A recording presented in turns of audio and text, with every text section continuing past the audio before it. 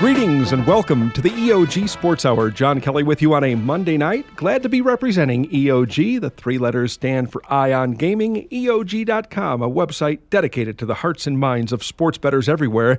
One of our key contributors will be visiting the show this evening. His name is Matt Hatfield. He comes to us from Huntington Beach, California. You heard him during the college basketball season as he rattled off many victories in head-to-head matchups against other members of the EOG community. Matt Hatfield, a.k.a. Railbird, to be our featured guest, and he can talk on a variety of topics. He's a man for all seasons. I'm not sure what sports he doesn't cover. He can talk football, basketball, baseball. He wants to talk about the Little League World Series today, also U.S. Open tennis.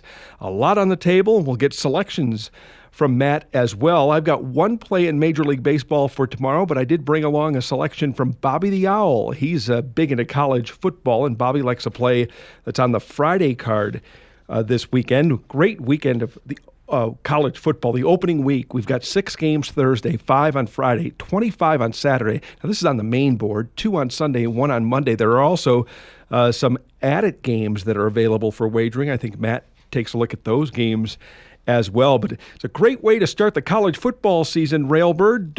A good chance to see a lot of these teams, too. A lot of televised action this coming Labor Day weekend. Oh, I'm looking forward to this. There's a bunch of extra games on the board this year that haven't been there previously. So I've always bet the Big Sky Conference at 5 dimes. So now I'm looking forward to all the books having these extra games. So that's exciting. Why do you like the options at 5 dimes? What makes 5 dimes different than others? Well, if it's on TV, they're going to probably put a line on it. So I've always, the Big Sky captures my interest, and some of the other things they do with high school, Little League, and some other stuff. The second tier of tennis and lower tier mixed martial arts they put up. So that's my favorite book by far.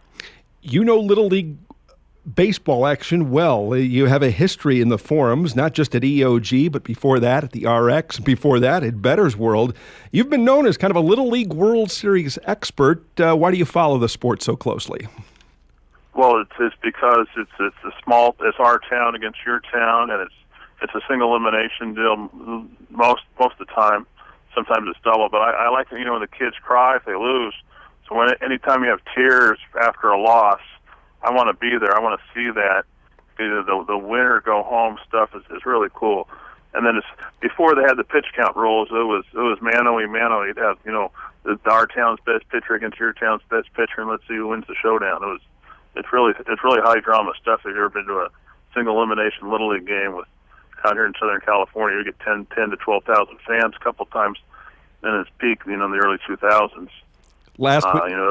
Last week on the show, Birdie, Ed the Statman told us he visited Williamsport, PA, at Lamade Stadium, saw a Little League World Series game. I want to do that at some point in time. They had like 34,000 people attending a game last week. Right, I think we had 15 with Southern California against Hawaii a couple of years ago here in San Bernardino for the Western Regionals. It's cool stuff. I don't like some of the things they've done with the pitch counts. I mean, let the kids pitch the whole 6 innings. Don't say 85 pitches, you got to go now. I'm not a big fan of that. Let them throw 105, 110. Not going to hurt them. What was your take on the female pitcher from Pennsylvania, Monet Davis? She's better than I thought. I mean, I heard the hype, and I was expecting to see, I know she's coming out of sort of a weak region, and some of the competition wasn't real high, but I saw her. I was surprised. She had a 70-mile-an-hour fastball, and she had a nice little breaking ball. She was a lot better than I thought she was going to be. The kids from Nevada got to her early in a game and knocked her out. And a team from Mountain Ridge arrived at the airport here in Las Vegas about an hour and a half back. They'll have a parade for the Mountain Ridge Little League on Saturday here in town. So it was quite the story for Nevada, Birdie. What did you think of the team from Las Vegas? Well, I thought they choked. I thought they were the best team in that tournament. The kid, I thought they made 3 errors. They had a 5-4 lead there in the 5th. They made 3 errors, kind of handed the game to them. I know that their ace pitcher was a late scratch in that game, the little Mark Langston doppelganger kid. He pulled out, kind of left them stranded with their number 2 pitcher who had beaten them previously. But they disappointed in that last game. I thought they were the better team. and their coach, they're a little disorganized with the coaching, and they just didn't, they got outplayed at the end. Jackie Robinson West of Chicago was able to defeat Las Vegas in the U.S.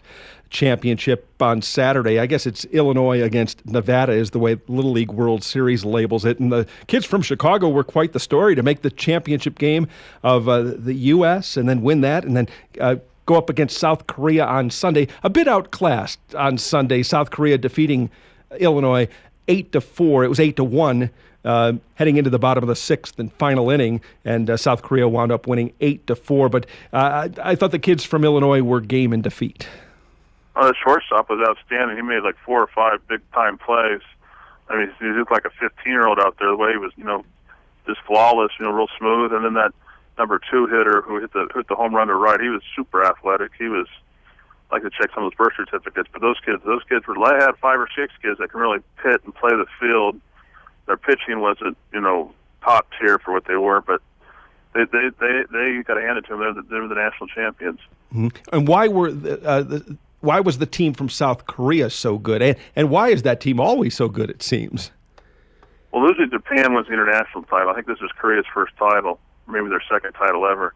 But I think it was a down year for Japan.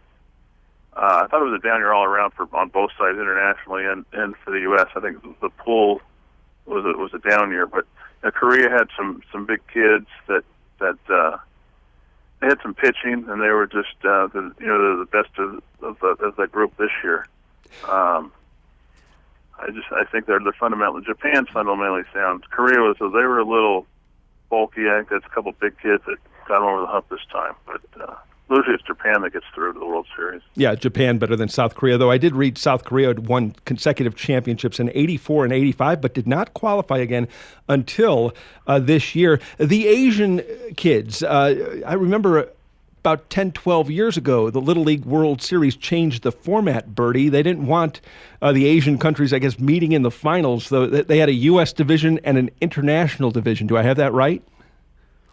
It was always U.S. against international. I think for 4 or 5 years, they had a couple international teams meet in the finals, maybe like a little 4-year time window. But it was always the U.S. champs.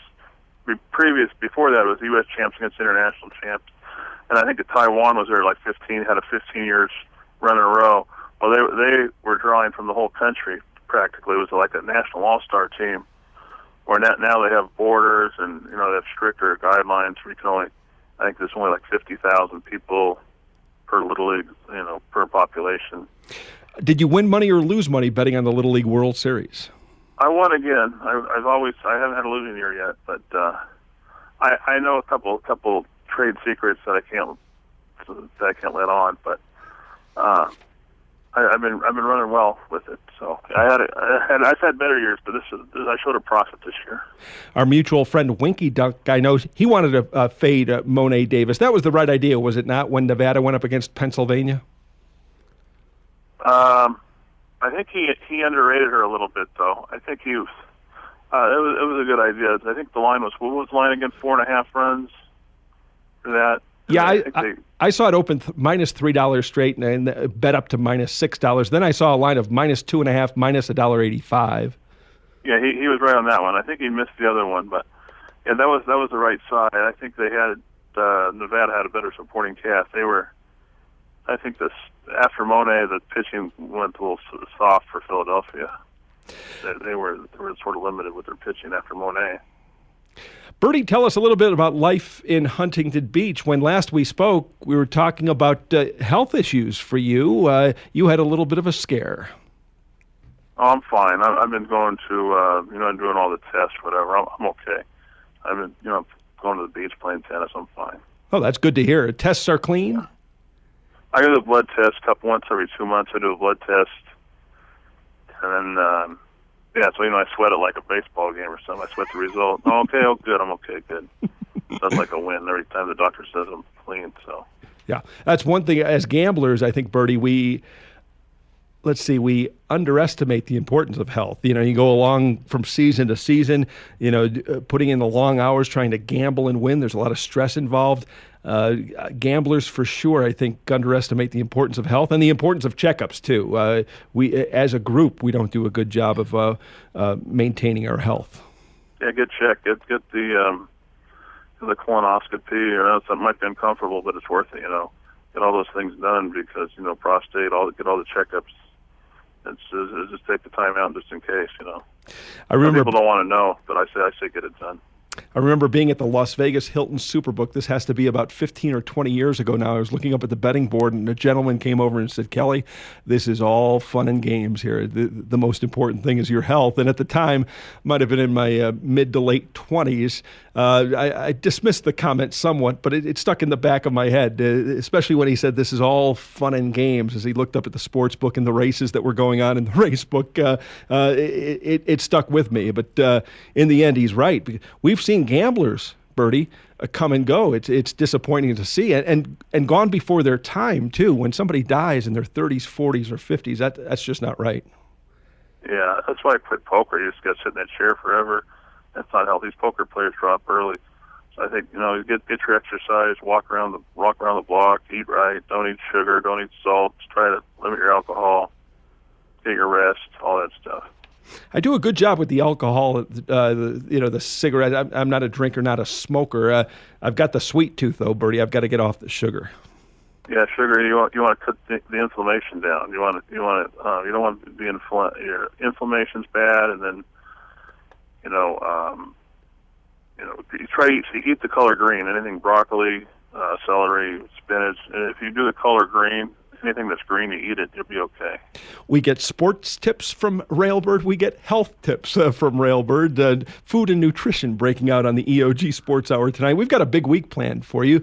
It should be exciting. I'm excited about the month of September. On September 1, Monday, Labor Day, we've got a fresh start going at EOG. I hope you're going to be part of the community as we try to right the ship there. We've had some outlandish behavior, let's say, in the main forum at EOG.com, and we're going to try and cool it down a little bit and get back to focused what we do best, and that's sharing gambling information with like-minded individuals, always throwing the lead pass, trying to appeal to the smart, sophisticated gambler. And Birdie, I think these days, as opposed to 10, 15, 20 years ago, gamblers are a lot smarter than they once were. I mean, sure, there's the newbies coming around and maybe some of the older guys that are a bit naive, but for the most part, that guy who's gambling and gambling seriously, he's a lot more intelligent than his counterpart from yesteryear. Yeah, I think you have to be because the lines are tougher. So you have to be tougher. There's more information out there through the information highway. So it's just whoever gets the better intel and gets it quicker. And like I think you posted that the other day, whoever gets it the sooner and uses it the quickest, gets the cheese. So it's a race. It's a race for the information. It's just like going to war. We got to find out what the enemy's up to, and then we could get a couple secrets and then keep it under our hat and punish the bookmakers. We saw that about a week ago when Ohio State announced that Braxton Miller was through for the season. Ohio State in some spots was a 17.5-point favorite over Navy when the news came out. You could have grabbed Navy plus 17.5 at a lot of spots, and some books made the mistake of keeping the game up and just dropping the number. That's a grave mistake. I think Station Casinos might have been one. Take a bet at 17.5, take a bet at plus 17, take a bet at 16.5. They dropped it as low as 16 before taking it off the board. That's one of those situations, Birdie, where if you're the house, you can't adjust a half point at a time. You'll get clocked doing that. Right. Yeah. You gotta figure out what he's worth. If he's worth 2 points or 5 points. I don't think he's worth a whole lot because I think they don't. Are they a passing team? Does Urban kind of run it? And against Navy, I think they'll just kind of. I don't think he was going to be this kind of overpower him in the trenches. So I think it's just a 3 points we get because he's out. One thing I noticed about Braxton Miller from last season is that he was quite the bully. He's a dual threat. He was a dual threat for Ohio State, although he's trying to come back, I think, next season. But I'm not sure about his NFL prospects. I don't think he was much of a prospect last season when he ended, losing to Michigan State and then losing to Clemson in the bowl game. I think they had him as a third day guy, being drafted on a Saturday, rounds 4 through 7, and that's not very appealing. But for Braxton Miller, yeah, he can throw it, he can pass it at the college level, and one thing about the slow Big Ten, he was dangerous in the open field. With the big guys running at him, he could evade the rush and evade oncoming tacklers, but against real competition, when he went up against guys at Michigan State, he had a hard time against their classy secondary. And when he went up against Clemson, he had a hard time against their fast linemen, defensive linemen. So college football, Birdie, it's an interesting handicap because there are so many different levels. It's really about class handicapping. A team like Ohio State, they'll have a lot of cupcakes on their schedule. They'll bomb teams like Purdue or Illinois or others in the Big Ten. But then when they come up against either the class of the Big Ten or, more importantly, outside the Big Ten in open bowl competition, they usually get whacked. Right, yeah, they take advantage of the bottom half of the Big Ten sort of weak. So they could out athlete these teams, but then when they're going against superior athlete, for equal talent, then they're in trouble. But they finally got a good coach that can kind of out strategize, out scheme. With Urban always out coaches you. Yeah, and he is so strong against the spread as well. I was doing some research on Urban Meyer's college career from Bowling Green to Utah, then to Florida, and now at Ohio. Colorado State. Was he an assistant at Colorado State? He wasn't. He was an assistant for the Rams. Yeah. Oh, I didn't know that. Was he at Notre Dame too as an assistant? I'm not sure. I know he was at Colorado State as an assistant. Colorado State. I was unaware of that, but I know when he went as a head coach, Bowling Green, Utah, Florida, and now Ohio State. How about this, Birdie? Urban Meyer, 24-2, obviously the last two seasons with Ohio State. He had won his first 24 games as the Buckeyes head coach, but his point spread record is just phenomenal. I mean, he against this, and remember, he's coaching at some high-profile programs. When you're at Florida and Ohio State, that's priced into the number. Urban Meyer's outperforming the point spread. He's 90-55 against the spread. 90 wins and 55 losses ATS. Well, maybe he's aware of the spread. I don't know, but I think Jim Harbaugh had a similar record. I know he was 12-2 or 23-2 against the number at San Diego for the Toreros, and then he was, I think, similar at Stanford, 23 and something, and then for the 49ers has been a covering machine. So I think his record's even better than Urban Meyer's. Jim Harbaugh, I think, is the best coach in football. What's wrong with the 49ers in the preseason, Birdie? That's just the preseason. I don't think it matters. Mm-hmm. You think they'll come out guns a-blazing? Yeah, they'll be fine. Mm-hmm. They still got the best coach, and they got they line up those tight ends and the fullback and run the plays from the 1950s and have the whole team to the right side. They outnumber you on they'll be fine. What did you think about the big injury in the NFL? Sam Bradford out for the St. Louis Rams. Well, it was going to happen sooner or later. He's always hurt, so he went out early. So now they have more time to work it out. Mm-hmm. Sean Hill, the 13-year NFL veteran, will be the starting quarterback. And for Bradford, it's the right knee, too. The torn ACL, it's the same knee he injured last season. And for a right-handed quarterback, Birdie, that's trouble. That's the plant foot. Right. I think Urban was assistant at Notre Dame, too. Yeah, that's a plant foot. And he's got that knee brace on, and that's a target.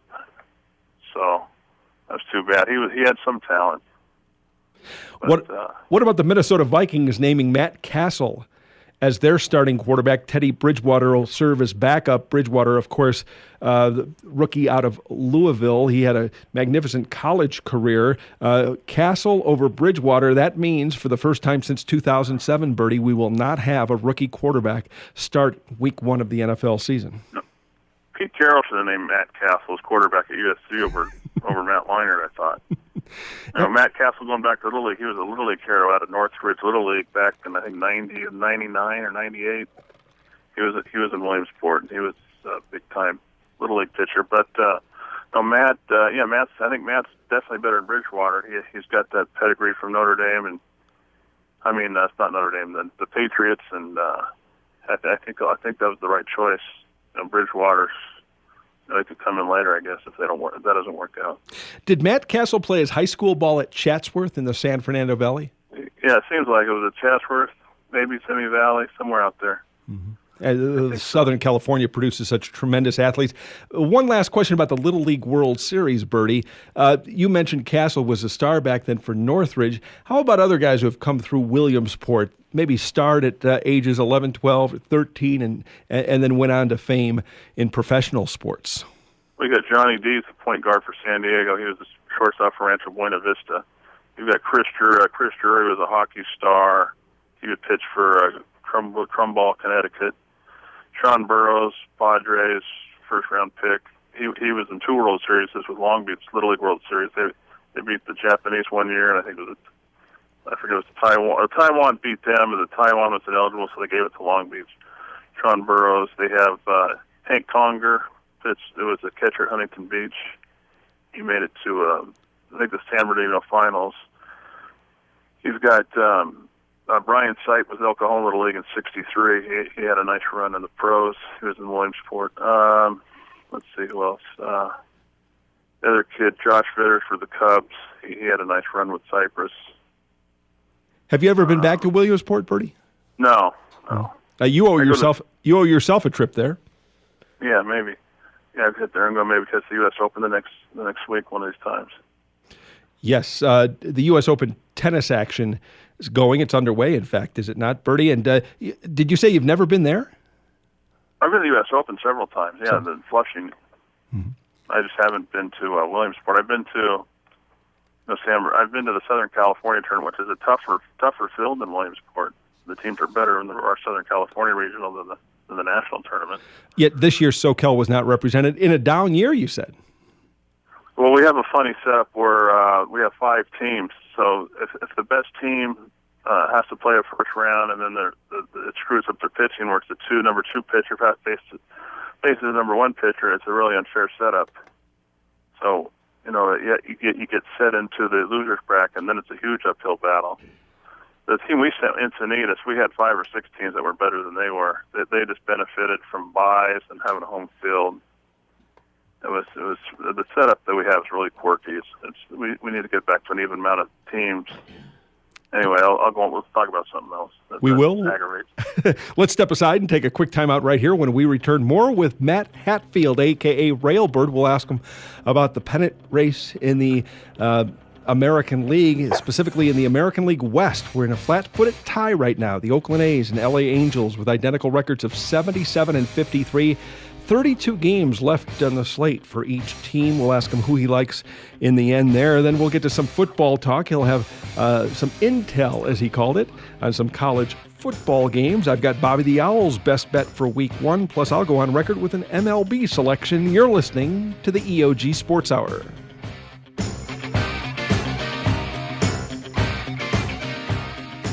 There's no such thing as a sure thing, unless you're talking about Ion Gaming.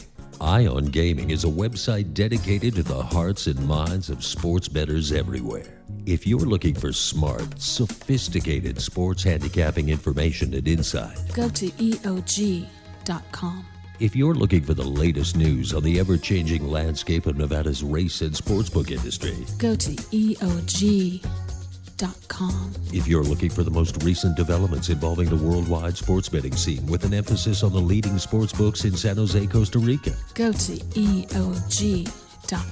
And finally, if you're looking to join an online community of sports gamblers where registration is free and the information is priceless, go to EOG.com. You get the idea. Why gamble on other sports betting websites when Ion Gaming is a sure thing? And I love a sure thing. Hi, this is Rick Alec, president of Sports Options. Sports Options is a sports information tool designed to give sports bettors of all types the necessary edge needed to improve their bottom line. With Sports Options, you'll never lay a bad number again. We provide you with live odds from the leading sports books in the world, from Costa Rica to Curacao, London to Las Vegas, and everywhere in between. Sports Options also provides the fastest and most accurate injury information, lightning-quick score updates, and game analysis from 30-year handicapping veteran Mark Simons. We offer affordable services for players of all levels, starting at just $99 per month. To see which service best fits your needs, you can take advantage of our 7-day free trial. No credit card is needed. Just go to www.sportsoptions.com and click on the free trial link. I'm confident you'll be impressed with our product, and you'll find it the most complete and comprehensive on the market. In fact, if you don't like Sports Options after 30 days, we'll refund you 100% of your subscription costs, no questions asked. Go to sportsoptions.com for all the details, or call 702-835-1743, and one of our friendly customer service representatives will be happy to help you. Sports Options, information you can bet on.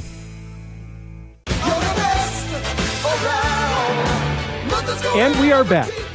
The EOG Sports Hour, John Kelly with you on a Monday night. Glad to be joined by Matt Hatfield, also known as Railbird at iongaming.com. We appreciate his contributions to the website. Again, EOG.com, a website dedicated to the hearts and minds of sports bettors everywhere. Check out the main forum. We're turning the corner in terms of smart, sophisticated information. Check out the lineup, too, on the EOG Sports Hour this week. We've got Birdie tonight, Computer Bob tomorrow, Ed the Statman Wednesday, Bobby the Owl talking college football on Thursday. We'll wrap up the week, Eric Strasser with his final Friday night appearance of the summer and fall. We'll find another spot for Palm Tree to talk baseball when we get into late September and early October as we get to Major League Baseball postseason action. Next week on the program, Arnie K. Lang to talk college football. Birdie, I mentioned you're a man for all seasons. Are you interested in the FIBA World Cup basketball tournament in Spain? USA will take on Finland in their first round matchup. I see where Bet Online has posted a number as the Americans a 38.5-point favorite. The total is 185.5. ESPN will televise that game on Saturday. It tips at 12:30 Pacific time. Are you a fan of international basketball? Oh yeah, I prefer it over the NBA. I like it. It flows better. It's not all hero basketball. You know, it's not all shoot first players and isolation. It's they pass and it's more up tempo. I prefer it over the NBA. I've got Spain at plus 260 to win the FIBA. I bet that about a month ago. Spain at plus 260. That was before George went down and before Durant quit on the team. Yeah, it was before all that. I think Durant might have quit already, and then George went down. But I bet before George went down. I think George went down. George went down before Durant quit. I can't remember. Yeah, I do remember that because I thought it might have been a reaction to the George injury, but in fact it turned out that Durant had that big deal with Under Armour. Okay, yeah, I'm not sure, but I hope they lose. I don't like the way they play, and I don't care for the style either. The NBA, it's interesting. It's the best players taking the worst shots. Birdie called it hero basketball. I think they get it from the AAU style that goes on. I was looking at the records of some of these NBA players. LeBron James and Carmelo Anthony, two players that get a lot of pub in the NBA. LeBron's 11-16 in the NBA Finals. Carmelo is 23-43 in the NBA postseason. I like when teams play like the Spurs, Birdie. I like when five play as one as opposed to that isolation basketball you talked about. Yeah, they had almost twice as many passes than the Heat did. I think that's why they whipped them. I like what they do. How they get all the foreigners and they pass first. They pass inside out, outside in. I prefer that way compared to what LeBron James does. Yeah, I love ball movement too. It's even better than player movement. I mean, the players have to move. One thing that happens, when LeBron and Carmelo on the court, what happens typically is the four stand around watching one, and there's no player movement. But ball movement is even more critical, Birdie, because the ball moves faster than the player. Yeah, that's important, is ball movement and player movement. And, help defense is what Spurs do well, too.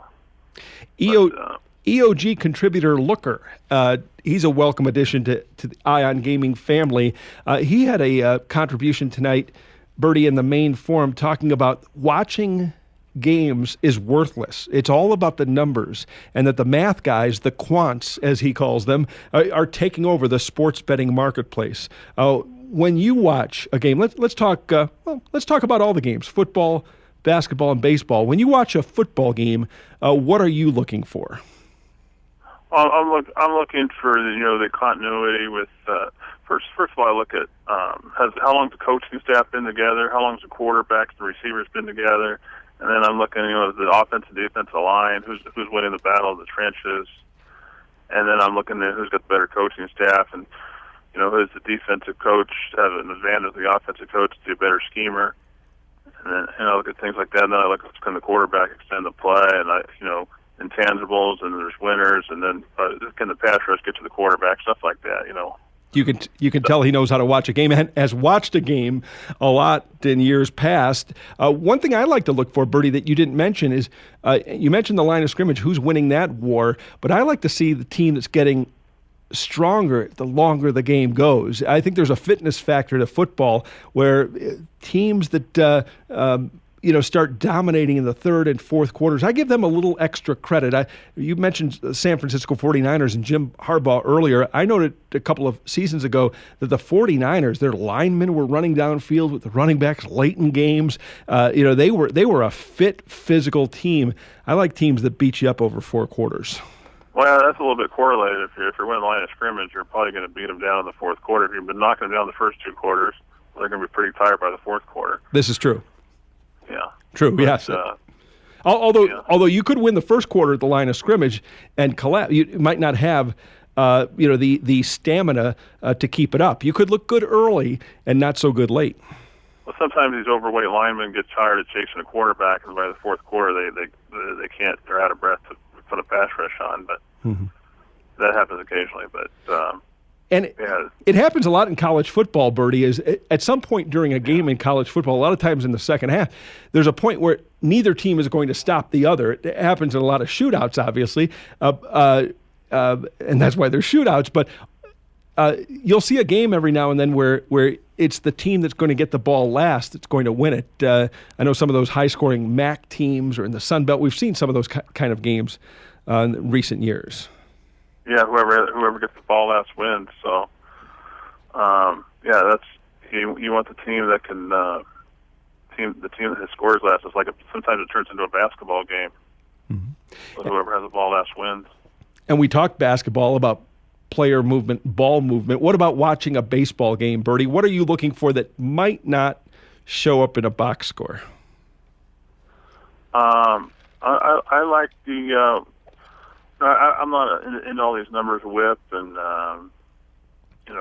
on base percentage. I like teams that hit. If you could hit triples and doubles, that's really good. Instead of walks, if you walk a guy, okay, you still get out of the inning and get a double play. If you get a walk, a single, and another walk, it's still haven't scored a run. But if you get a single and a double, now you scored a run. So I like extra. I'm a big fan of the extra base hit, doubles, triples, and homers. That's how I think that's more important. And then if you're the pitcher, I want strikeouts. I don't want you advancing the runner. So I like pitchers that can get a lot of strikeouts.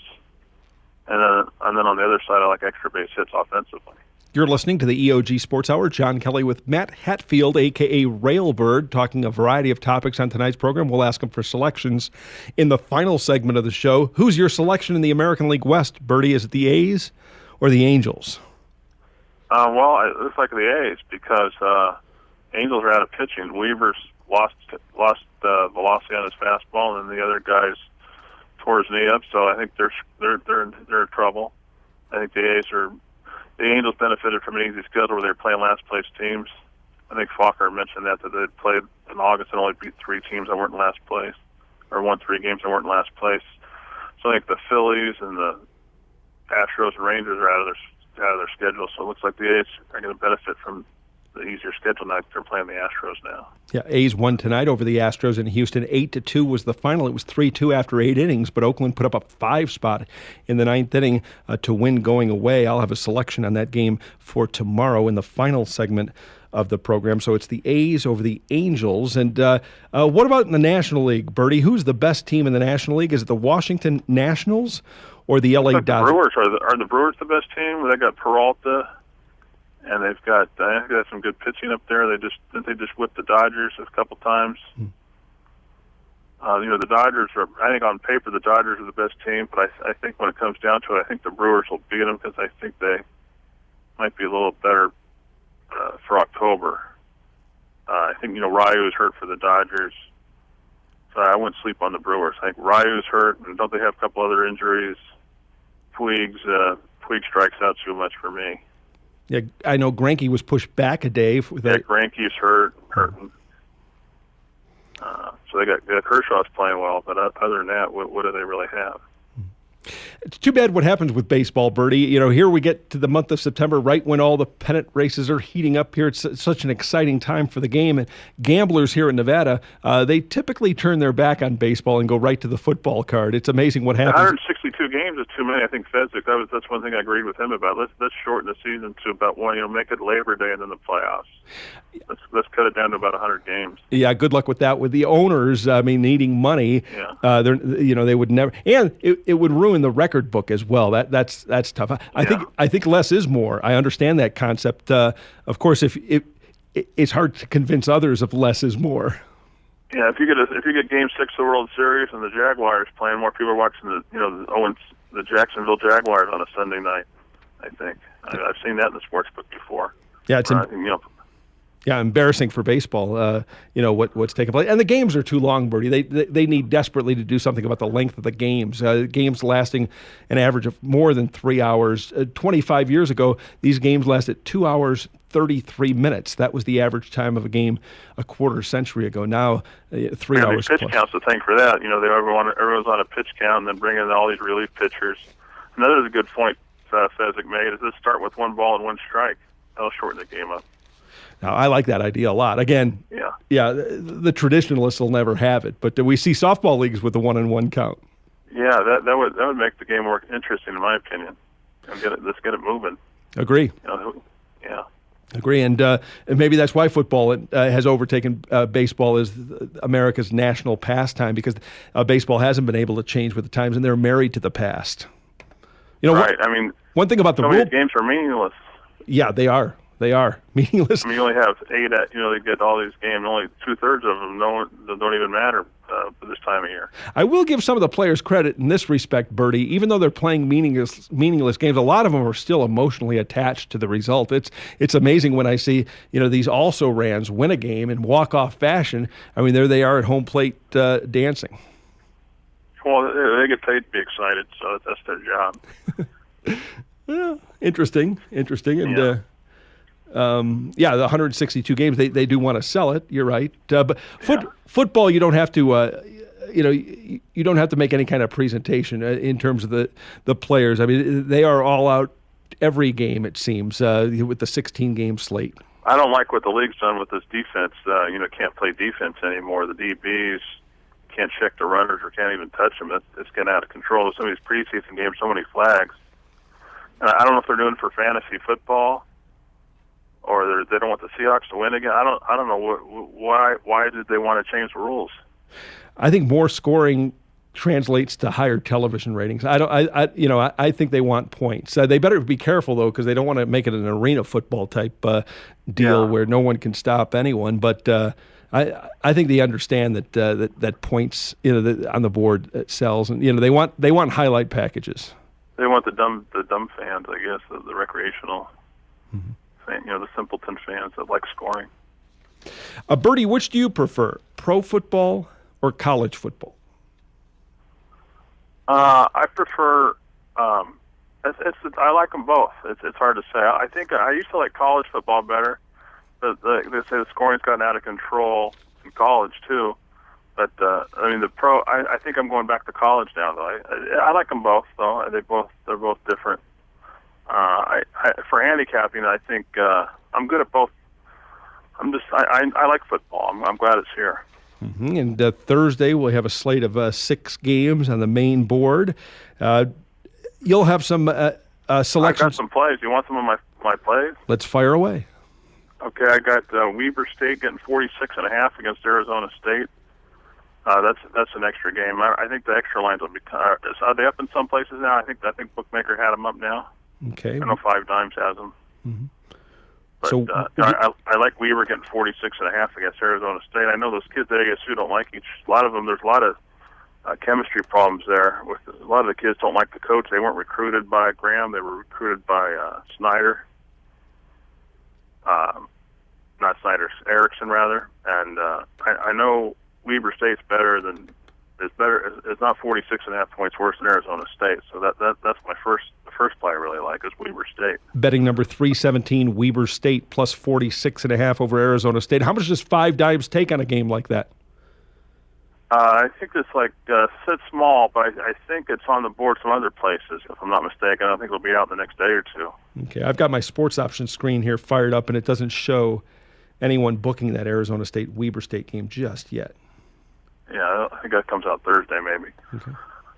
I played Washington over Hawaii. I know that program's possibly going to go belly up. I think Norm Chow was a real bad hire. I know the kids aren't happy with him.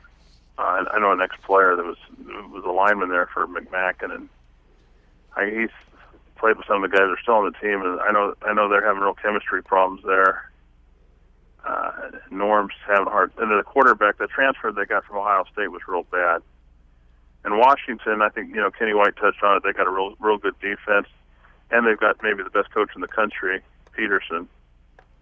So I know the line's already moved to. They moved down originally, and that's moving back up where it belongs. I think Washington's going to big league them and win that one by 4 touchdowns or so. And right now, the widely available number shows Washington a 17-point favorite over Hawaii. What number did you lay, Birdie? It was 16 everywhere this morning, when I bet it. Mm-hmm. And so Washington over Hawaii, a play for Railbird. Another selection? Yeah, I took Virginia. I think I got Virginia plus 22. That's down to 21. I think UCLA's overhyped. They lost a lot of pros on defense. They're going on the road. They can't. The quarterback's pretty good. He's a nice runner, but he's like the guy at Ohio State. He's not a very good passer. And I think Virginia could stay within 3 touchdowns at home. Another game I like Cal Poly laying 4 against New Mexico State. I know they've had a real good spring training and a real good summer. They've got the National Player of the Year, Daniel Graves, the quarterback there. He's like a Doug Flutie type. And then they've got another quarterback they use, but they had a really good spring defensively and on both sides of the ball. New Mexico State's a mess. So that's betting number 313, Cal Poly minus 4 over New Mexico State. That's an extra game that some sports books will be offering. Birdie on Saturday likes betting number 160, Virginia as a home dog against UCLA. ESPN will televise that game 9 a.m. Pacific time, Virginia and UCLA. You can take the Cavaliers with a 21-point head start. Did you get more than 21, Birdie? I saw an opening price at South Point. 22. 22. And, boy, every half point matters. I mean, it's so big, especially in the NFL, but also in college. You want to lay the lowest, take the highest. How do you do in terms of timing the market, Birdie? Is that important to you? Oh yeah, always. It helps. It's not the end of it, but if you get and then if the number goes against you, that's good news. It's because then you get to bet it again. I mean, if you're late 6, then you have to love it. If you like it even more when it's 4.5. So if someone disagrees with you, that's good news. I mean, it's nice to beat the market, I guess, if you were taking the other team or something. But if the market goes against you, or I guess you should have waited. But the good news is you get to bet it again. I mentioned the 6 games on Thursday in college football. There are 16 games on Thursday for the NFL preseason, the final week of the preseason, week 4. I like the way they do it. In fact, it's similar to what they do in week 17 of the National Football League. They force all teams to play on the same day so as not to give an advantage to any team heading into the regular season or postseason. Birdie, do you do anything with preseason football? Yeah, it didn't work out too well, so I stopped. I'm done with preseason. I lost some money doing it, and it gets a little goofy. So I stopped with the preseason. You're listening to it's beatable. It was beatable. It's beatable. I've had years where I beat it, but not this year. Mm-hmm. I know in week 4, 12 of the 16 games opened either 2.5, 3, or 3.5. It really is kind of a controlled scrimmage what happens a lot of times, and get plenty of random results in those games as well. Yeah, the 3 doesn't matter in preseason. Mm-hmm. The 3 is not a key number in preseason football because they're going for 2 to avoid overtime. True, but it's still the most likely number to fall. I think there's been more 2s than 3s if you look at it. This year, you mean? Yeah. Not overtime. Yeah, they won't play overtime, so you're not going to win by 3 in overtime. So that's not going to happen. They're not playing overtime. Right. They're going for 2. 1 is a live number. 1 and 2 is there's more 1s and 2s than 3s. Mm-hmm. 1s and 2 combined, I should say. Birdie, let's step aside and take the final time out of the show. When we return, I'll go on record with a baseball play for tomorrow. I'll relay to our listeners, too, Bobby the Owl's top selection in college football. And I'll get Birdie's opinion on Tim Lincecum, San Francisco Giants pitcher, devoted to the bullpen. You're listening to the EOG Sports Hour.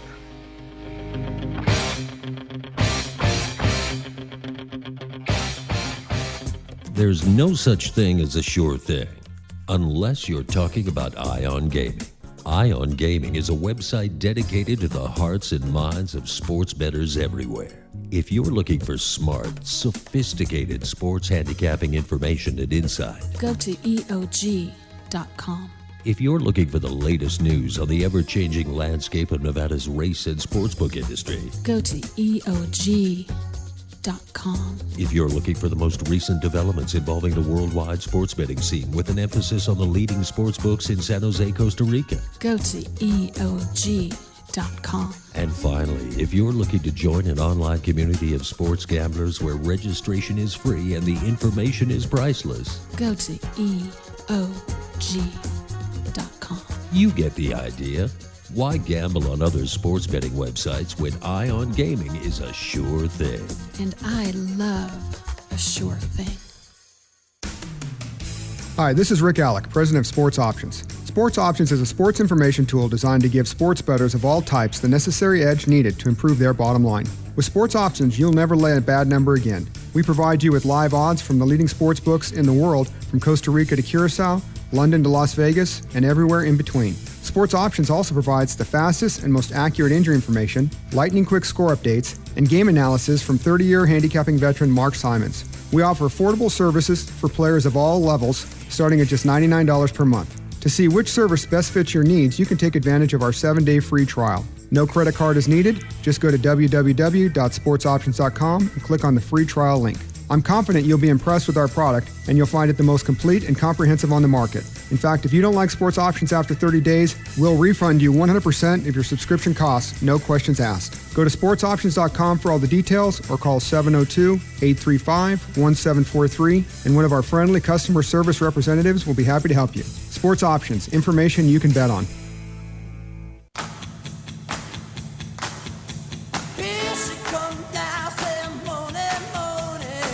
Time now for the JK Play of the Day. This is John Kelly's single strongest recommendation against the current numbers at the M Resort here in Las Vegas.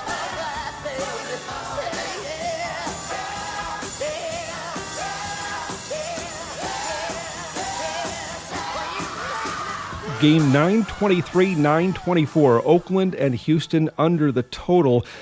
Caveat here, I haven't played yet because I think the total could be rising. Today's game went from 8 to 8.5. Right now it's 8 over in a lot of spots. I'll go under the total of 8.5 if it gets there.